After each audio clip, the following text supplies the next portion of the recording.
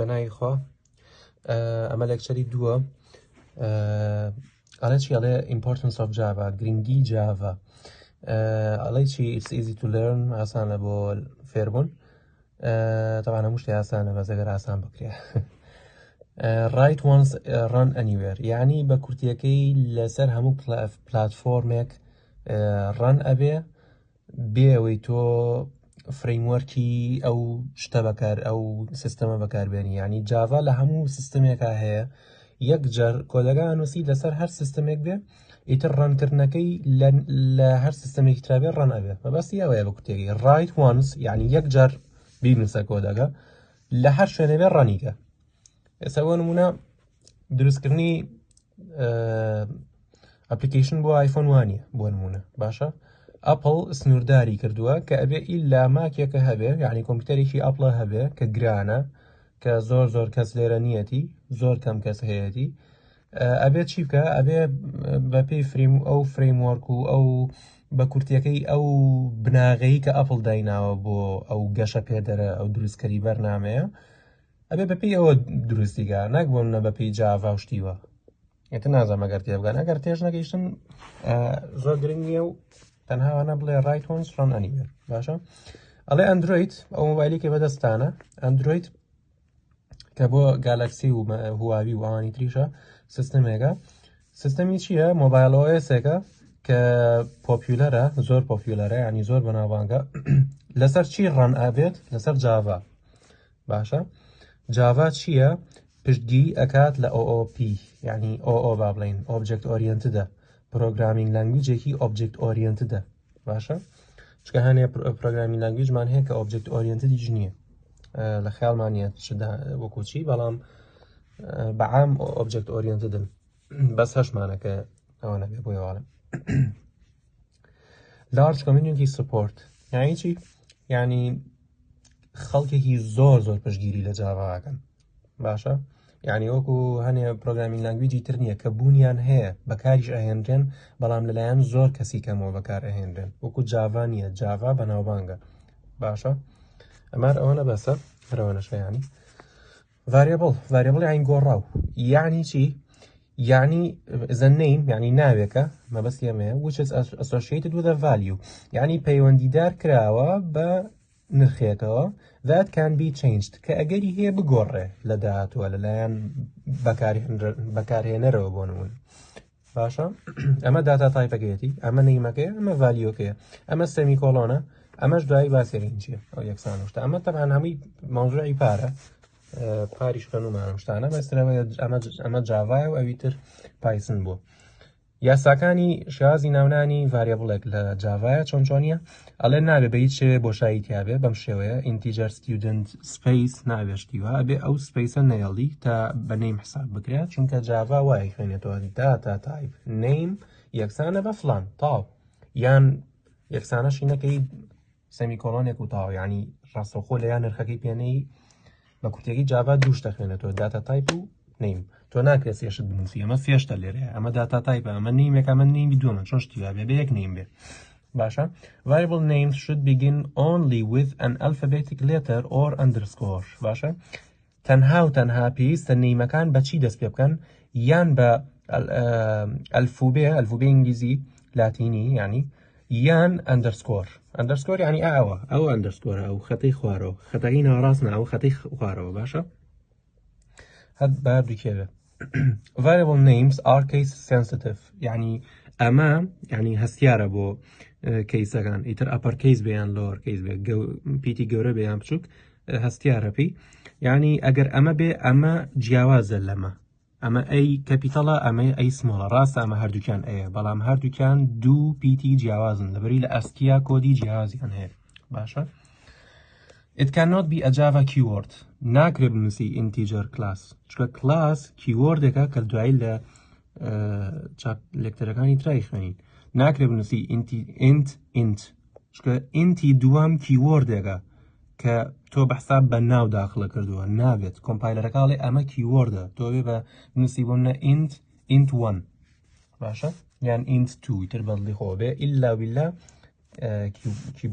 کیوەرد نەبێ داتا تایپ ناوکی بەخۆیەتی تایپی داتاکە دیاریەکە باشە جۆری داتاکە دیاریەکە بۆ نمونە ئێستا ئەمە داتا تایپەکەی چی ئەم تعریف کراوە ئینتیجەرە کەواتە ئەم نمبەرە تەنها ئەتوانێت ئینتیجەر لەخۆ بگرێت ئەو بە کوتەری داتا تایپ ئەوەیە هاڵێکی ئەڵێ for example if a variable has int data type it can only take integer values it can only يعني تەنها و تەنها ئەتوانێت نرخی ئینتیجەر لەخۆ بگرێت باشە Java is a typed language يعني چی ئەوە تا لێرە ئەڵێ which means the data type of a variable is known at compile time مەبەستی لەو کاتێک کە تۆ خەریکی دروستکردنی بەرنامەکەی خەریکی نووسینەوەی پرۆگرامەکەی ئەڵێ data typی variableەکە یعنی ئەمە لە کاتی دەستکاریکردن و دروستکردنی پرۆگرامەکەیە ئەناسێنرێت وەکو ئەمە بەڵام پایسن وانە بوو Python is not a typed language بۆ لەبەرەی تۆ ڕاستەوخۆ ئەتنووسی نمبەر یەکسانە بە 15 تاو نەت ئەنووسی ئینتیجەر نمبەر یەکسانە بە 15 بەڵام جاڤا وەکو وتمان تایپ لانگویجە یعنی لە کاتی دروستکردنی پرۆگرامەکەیە پێویستە تایپی داتاکە دیاری بکەیت ئەوە تامە ڕێک هەر قسەکەی ئێستاڵێ you must specify یعنی دیاری بکەیت the type of the variable before you can use it باشە پێشەوەی بەکاری بێنی دوو جۆر داتا تایپمان هەیە پرێمتیڤمان هەیە یعنی پرایمەریەکان سەرەکیەکان نان پرێمتیڤ ئەوانەی کە سەرەکی نین سەرەکیەکان وەکو چی ئینتیجەر شۆرت سەرەکیەکان مەبەستی لە چیە یعنی لەم سەرەکیانەوەیە کە ئەمانە دروست بوون ئێستا بۆ منە سترینگ لە چیەوە دروست بووە لە کارکتەرە دروست بووە کۆمەڵێک کارکتەرە کۆمەڵێک کارکتەری ڕێکخراوە باشە لە تەنیش دەگەوە ڕێکخراون پرێمتیڤەکان هەشت دانن باشە و هەمووشیان بە سمۆڵ دەست پێگەن ئینتیجەر شۆرت بایت کار لۆنگ ئەمانە هەمووی سمۆڵن باشە هادی خەت بن لێرەیە هەمووی بە سمۆڵ دەست پێگا بەڵام نان پرمیتیڤ وانە سترینگ ئەرەی هەمووی بە کەپیتاڵە و ئەرێ لێرە غەڵەتە بە کەپیتاڵ نەبێت باشە بەس لە کاتی تعریفکردنا جیایە لە کاتی تعریفکرا بۆ نانووسی کلاس ئەهاوەتە ئەو کلاسە لێرەیەوە لە کاتی تعریفکردنا جیایەوە بێت سمۆڵ بێت باشە ئەنجا اینجا مع العفو تخوامە ئەمە مەرج نییە هەمووی کەپیتاڵ بێ بەڵام ئەمە مەرج هەمووی سمۆڵ بێ هەمووی سمۆڵە بەس ئەمە مەرج نییە کەپیتاڵ بێ سەبەمە سترینگ کەپیتاڵە هەموو کاتێ یعنی ئەگەر لێرە ئەوە سترینگێ بنووسی ئەبێ بە کەپیتاڵ بنووسی بەڵام کلاس وانە باشە بۆ کلاسیش نان پرمیتیڤە ئێستاڵێکی لێرەیە ئەڵێ هەشت جۆر هەشت پرمیتیڤ داتا تایپمان هەیە ئەمانن بولیە نەزانن چیە کارێکتە هەمانە هەموو ێزانن بەڵام جیازی نێوان بایت و شۆرت و ئینتیجەر و لۆنگ ئەمانە ئەم ساڵ بۆیەوە تازن بە تایبەت بۆلی شەشەکان کە چییە تەنها مەودای چۆنەی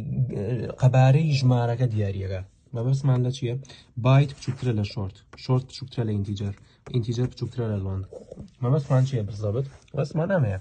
شۆرت بۆ نمونە شۆرت ئەتوانێت چەند ژمارە لەخۆ بگرێ ئەمانە لە ناقص 32,000ەوە بۆ 32,000 و ئەوەنە باشە ئەوەنە ژمارە وەرەگرێت بەڵام ژمارەیەکی داتاتایپێکی وەکو بایت تەنها و تەنها سێ چەمچووکە تەنها و تەنها لە ناقص 128ەوە بۆ 127 وەرەگرێ طبعا ئەمە داواکراو نییە ها ئەغزەربیشم پێیانەوە لە کاتی ڕۆژانەی مامۆستی داواکراو نییە ئەمە داواکراو نییە تەنها ئەوەی کە ساوتم بۆ تێگەشتنە لە مۆزوعەکە بایت و شۆرت و ئینتیجەر و لۆنگ ئەمانە هەمویان قەبارەی ژمارەکە دیاریەکەن بەم شێوێ تعریفەکرێت هەر وەکو ئینتیجەر لە بریەوەی بنووسی ئینتیجەر نووسی شۆرت ئەوە ئەمەش باماشەوە بایت ئەها لێرەیە ئەمە دیکلەرێشنە ئەمە پێوترێت دیکلەرێشن بەڵام کە ئەوەت پێوە کرد یعنی کە نرخێکە پێدا ئەبێتە چی ئەبێتە ئینیشیالایزیشن باشە یعنی ئەڵێت ئینیشیالایزی بکە ئینیشیالایزی بکە یعنی هەم دیکلێری بکە و هەم لەو ڕستەیە لەو دێڕەیە یەکسانێکشی بۆدانێ و نرخێکشی بۆدانێ باشە ئەمانە هەمووی قسەی دووبارەیە بڕواناتم تیاشیا بچەقن یعنی شتێکی ئاسانە دیفۆڵتەکانی پرمیتیڤ هی ئینتیجەر سفرە هیچ شۆرت سفرە هی بایت سفرە هی کارکتەر ئەکید نیم ڕاستیەکەی لۆنگیش سفرە بەڵام فلۆت و دەبڵ فلۆت 0 ئێفە دەبڵیش 0 دیە ئێستا چی نەسەری والله عفوا ديفولتاكم غلط كربو شورتو بايتاكا شورتاكا او تا ليريا 2 بايتا لير شايك بايتا باشا يعني بس وزانا فرقي هي وابزانم بالي بالضبط او تا انتيجر و لونج هردوكي صفر باشا او ديفولت بزان ديفولت فاليو قد سايزكي كان بيس نيه باشا سایزەکە وەکو وتم پێویست ناکات داواکراونیە لێتان بەڵام دیفۆڵتەکە خۆتان بیزان چکە نازانم ڕاستێکی وتوێتی یان نا هەستی دیگە دیفۆڵتی دەڤڵ 0.0 دیە فلۆتیش بەڵام دیەکە گۆڕاوە بە F تا چۆنیش تعریفەکەی بەو شێوێ ئەوەی کە گرنگ بێت تەنها ئەوانەیە لێرانەیە چۆنێتی تعریفکردنی بولیەن یان چۆنێتی تعریفکردنی کارکتەرێک بۆ شێوەیە تەمان کاڵین کارکتەر ناوێ بوون نەبنووسی AA تەنها یەک حرفێ بنووسی باشە Operators in Java Operator بەمانای چیە بەمانای کردارێکێت وەی بە کوردی یعنی کردە هێما باشە یعنی هێمایەکە کە کردارێکی لەسەر ئەنجامەدرێ باشە وەکو چی وەکۆم هێمایە هێمایە ئەم یەکسانەیە باشە کردداری چی بەکە پێنجامە درێمە لە جاڤایە کردداری لکاندن ئەساینمنت ئەساسی نەسەری چەند جۆر هینمان هەیە ئۆپەرەیتەرمان هەیە 5 دانە ئەمەتە باشە بیسیک ئەریثمەتیک یانی ژمێرەی بە کوردی یعنی کۆکردنەوە و دابەشکردن و گەڕەت و ئەمانەوەتە ئەساینمنت یعنی لکاندن مەبەستی لەو یەکسانەیە هاوەتە لە هەموو نمونونەکانیە یەکسانەیەکی لەگەڵایە جا بەچێ بیرتانکەوێتەوە یەکسانەکە لە دوای هێما بێوێنەکەیە ینی هێما یونیکەکەیە وەنە لێرەیە پلەسە پلەس یەکسانە ناقص یەکسانە زەرب یەکسانە دابش یەکسانە مۆدیۆل یەکسانە باشە یعنی نەنووسن بۆنە یەکسانە پلەس یەکسانە ماینەس وامە نووسن دایمە یەکسانەکە لە دوای لە دەسە ڕاستیایەتی ئینکریمنت و دیکریمنت یعنی کەمکردن و زیادکردن یەکێک زیاگەی کەمێک زیاگەی لۆجیکەکەەوە بەناوەکەی بەخۆیەتی ئەوی پار کۆمپاریزن ئۆپەرەیتەر یعنی ئەو کردە هێمایانەی کە بەراوردکاریان پێ ئەنجامەدرێ کۆمپاریزن یعنی بەراوردکردن باشە ئێستا بوو نەسێم نمونەیەکان حەوت دابەشی دوی بکەی هەردووکی ئینتیجەرە هەر ئەنجامێکی ئینتیجەر بێ سێ بەڵام حەوتی فلۆت ئەگەر دابش بکەی بەسەر دوی ئینتیجەرە ئەنجامێکی فلۆتە پێەیە باشە مۆجیولۆش بڕۆ ناکەم کەستان نیزان ئەگەر نەشتانزانی پێم بڵێن یەک ویدیۆی کورتان بۆکەم و تا چکە پار خوێنومانە بۆ ێواڵم ئەمەش تاو بڕۆ ناکەم ئەمەش نەزان شتێکی ئاسانە زۆربەی زۆری مان خوێندووە بۆیە بەسەری ئاڕۆم بەسەریانە بەعام ئینکریمنت و دیکریمنتیش بەو شێوەیە یعنی ئەمە یەکسانە بەو ئیکویڤالنت یعنی یەکسانە وەکووە بێ هەرم قسێ بکەیتەوە نەمبەر یەکسانە بە نەمبەر پلەس یەک یعنی ئەمەی خۆی بهێنەرەوە پلەسی یەکی بکە یەکی بخەرە سەر ئینکریمنت یعنی یەکی بخەرە سەر دیکریمنت یعنی یەکی لێ کەمکەرەوە بە کورتیەکەی لۆجیکال ئۆپەرەیتەرەکانیش ئەمە ئاسانە هەر ئەوەی مۆزوعەکەی پارە و جا are used with binary variables هاگەتان لەوە بێ وەکو لاوانێت true false بێنێتەوە توزانام ئەگەر پرسیاری ئاسان بوو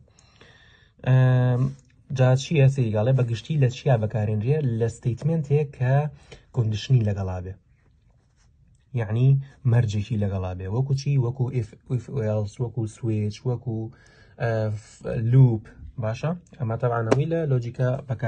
لۆجیکال ئۆپەرەیتەرەکانی تیا بەکارێنرێ وە کۆمانی ئێرە سریگە ئەمە ورد بنەوە لەی بۆیە ناچمەنایی چکە پار خوێنمانەوە بوتم کۆمپاریزن ئەمە چییە ئەڵێ returns true if both the left side and the right side are equal ئەگەر هەر یەک لەمەی تەنیشتی و ڕاست و چەپی یەکسان بوون بەیەکەوە ئەو کاتە چیەکات ئەنجامەکە ئاوتوتەکەوێت شتێکی ئەوێ بێتە true هەرڕێک ئەنووسێت true یان ئەنووسێ false ئەگەر یەکسان نەبوون کەواتە ئەمە چی ئەمە بۆ بەراوردکردنە بەڵام ئەمە بۆ لکاندنە بۆ ئەساینمنتە وەکو ئەمەی ئێرە ئێستا ئەمە لکاندنە ئەمەی ئێرە باشە ئەمە لکاندنە پێوە نیساندنە پێوە لکاندنە باشە تۆ ئەم نرخە ئەلکێنی بەم ڤارێبڵی ئێرە ئەساینمنت بە کوردی یعنی لکاندن ئەمەش وەکوتم بەمانای بەراوردکاریە ئەنجا هەروەکو ئەم نمونەی کە لێرە بووم باسکردن وتم یەکسانەکە دایمە لە دەسە ڕاستایە لێرە باماشە دایمە لە دەسە ڕاستایە ئیتر لەگەڵ گەورەتری نابێیان بچووکتری نابێیان ئەمە بێ کە هەمووی چیە ئەمە ئەڵێ یەکسان نییە وەنەنسی یەک نیشانەی سەرسوڕمان یەکسان نییە بە دوو ئەو کاتە چیە کات ئەمە یەک نیشانەی سەرسوڕمان یەکسان نییە بە دوو ئەو کاتاڵێ ترو وەکووای بڵێم کاکی گوێگر یەکسان نییە بە دوو. ئایا ڕاستە؟ تۆژەڵی بەڵێ بەدڵنیایی ئەو ڕاستە کەواتە ترو باشە. بەڵام ئەگەر بڵێن ئەوەی یەکەم بنووسم یەک دەبڵ یەکسانە بە دوو، ئەو کاتە ئەڵێ چی؟ ئەڵێ فۆلس. ئەڵێم کاکە یەک یەکسانە بە دوو، تۆ نەخێر ئەڵێی فۆلس، ناڵی ترو باشە. وەکوا بێ ئەم ناقەشەیە لەگەڵ کۆمپیوتەرەکەی بکەی ئەیش ئاجاواب بێتەوە بە کورتێکی ئاتەشبیهیکەن. if و else ئەمەش هەر هەمان مەوضوعان nested if یعنی چی؟ یعنی لەناو یەکا بێ بە کورتەکەی. ئەمە هەمووی خوێنومانە پار، شتێکی زۆر ئاسانە. ئەمانەش بە هەمان شێوە، سویچ بە هەمان شێوە، بەس تێکتێ بینیم هەیە لەسەری ویژەوەیە کە ئەگەر بۆ نمونە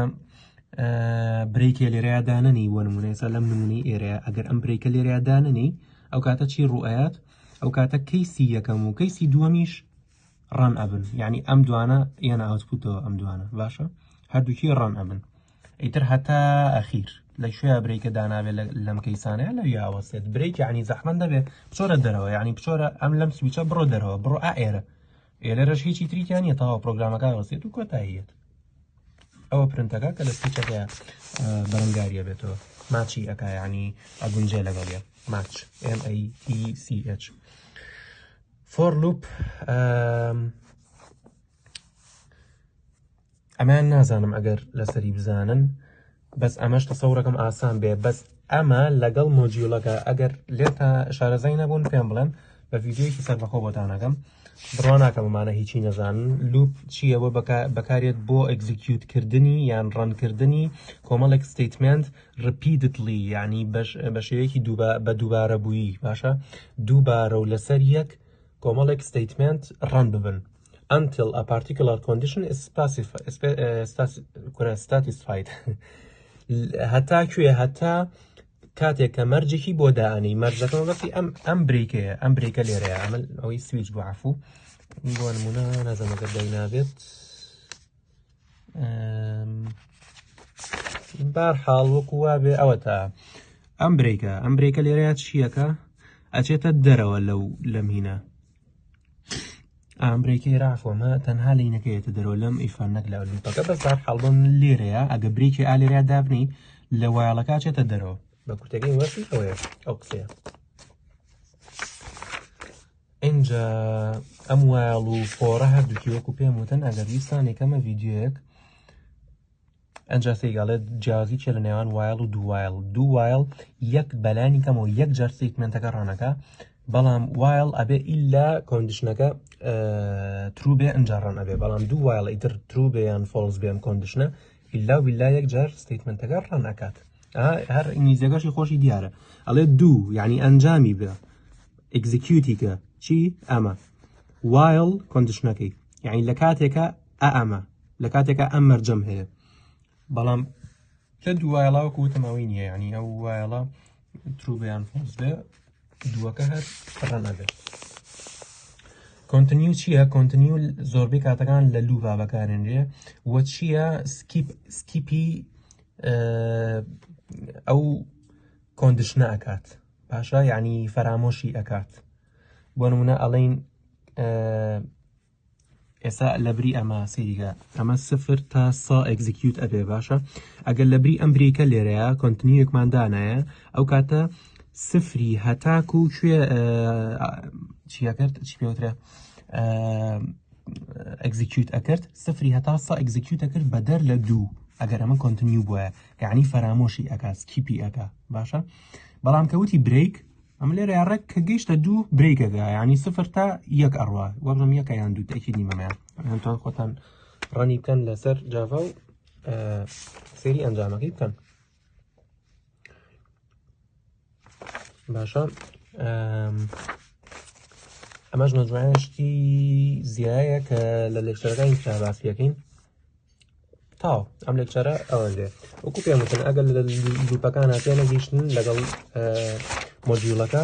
ڤیدیۆیەکی سەربەخۆتان بۆ کەم تێتانەگەێنم ئینشاءڵڵا، بەس تاکیدم ئینشاءڵڵا ئاسانیشە بێت.